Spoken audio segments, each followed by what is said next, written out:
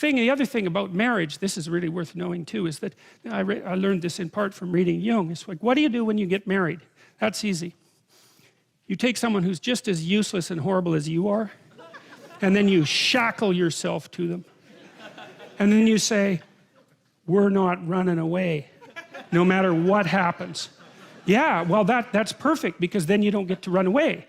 And the thing is like, if you can run away, you can't tell each other the truth. Because if you tell someone the truth about you and they don't run away, they weren't listening.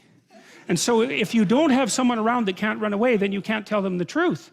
And so that's part of the purpose of the marriage. It's like, okay, I'll bet on you, you bet on me. It's a losing bet, we both know that. But given our current circumstances, we're unlikely to find anyone better. That's for sure. You know, there's two things that come off of that. One is, you know, people are waiting around to find Mr. or Mrs. Right. It's like, here's something to think about, man, to put yourself on your feet right. If you went to a party and you found Mr. Right, and he looked at you and didn't run away screaming, that would indicate that he wasn't Mr. Right at all. Right? It's like the old Nietzschean joke. If someone loves you, that should immediately disenchant you with them. Right. Or it's the Woody Allen joke. I'd never belong to a club that would take me as a member.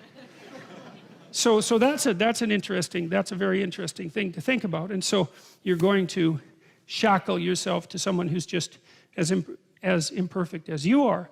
And then the issue is you might be in a situation where you can actually negotiate, because you might think, well, there's some things about you that aren't going so right, and there's some things about me that aren't going so right, and we're bloody well stuck with the consequences for the next 50 years.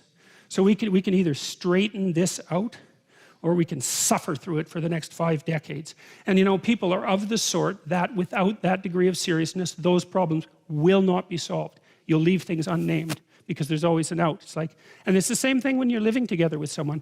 You know that people who live together before they're married are more likely to get divorced, not less likely. And the reason for that is, what exactly are you saying to one another when you live with each other? Just think about it. Well, for now, you're better than anything else I can trick. But I'd like to reserve the right to trade you in.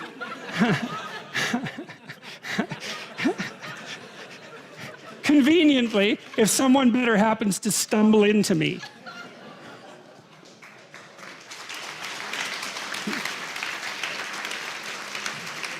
Well, how could someone not be insulted to their core by an offer like that? Now, they're willing to play along with it because they're going to do the same thing with you. Now, well, that's exactly it. It's like, yeah, I know you're not going to commit to me, so that means you don't value me or our relationship above everything else. But as long as I get to escape if I need to, then I'm willing to put up with that. It's like, that's a hell of a thing. I mean, you might think, how stupid is it to shackle yourself to someone? It's like, it's stupid, man. There's no doubt about that. But compared to the alternatives, it's pretty damn good. Because without that shackling, there are things you will never, ever learn, because you'll avoid them. You can always leave. And if you can leave, then you don't have to tell each other the truth. It's as simple as that, because you can just leave. And then you don't have anyone you can tell the truth to.